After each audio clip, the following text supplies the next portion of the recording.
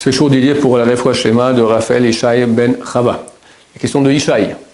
Si on me demande mon avis sur quelque chose, et pour ne pas dire du Lachon Hara, je vais lui dire c'est super, c'est très bien, alors que je ne le pense pas.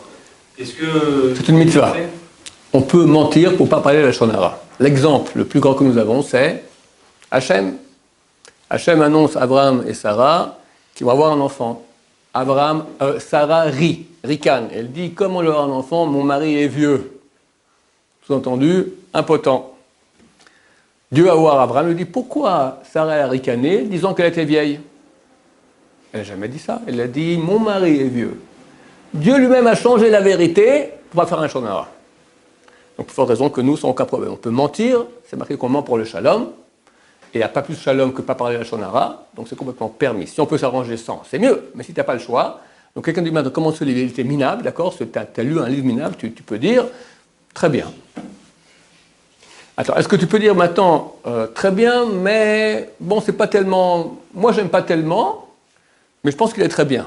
Alors, ça, si tu dis moi j'aime pas tellement, ça c'est déjà, c'est limite. Si tu dis très bien, mais bon, c'est pas tellement mon style, ça va. Je pense que ça passe. Il faut faire attention que ce n'est pas une chose négative, d'accord? Si il y a une chose qui est négative, ça ne va pas. Maintenant, si il y a une utilité à dire ce Lachon Hara, par exemple, ce livre contient des textes interdits à lire, soit contraires à la pensée juive, des choses contraires à ce que dit la Torah, ou impudiques, d'accord?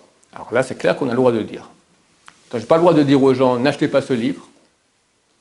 Ça, c'est une question grave, est-ce qu'on peut le dire ou pas? En tout cas, ce qui est permis, c'est quand je sais que quelqu'un maintenant veut lire ce livre, me dit j'ai envie de lire ce livre, qu'est-ce que tu en penses? Et tu lui dis, ne le lis pas, c'est pas cachère.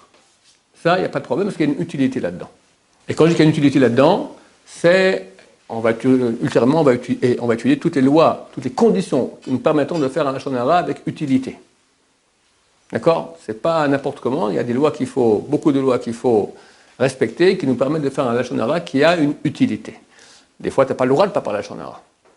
Par exemple, dans ce cas-là, le type il va lire le livre, il va dire très bien, il va le lire et il va devenir complètement fou. Il y a des bêtises qui sont écrites dans des choses dangereuses, d'accord? Donc tu n'as pas le droit de te taire, tu dois l'empêcher. C'est une mitzvah de dire que c'est pas bien.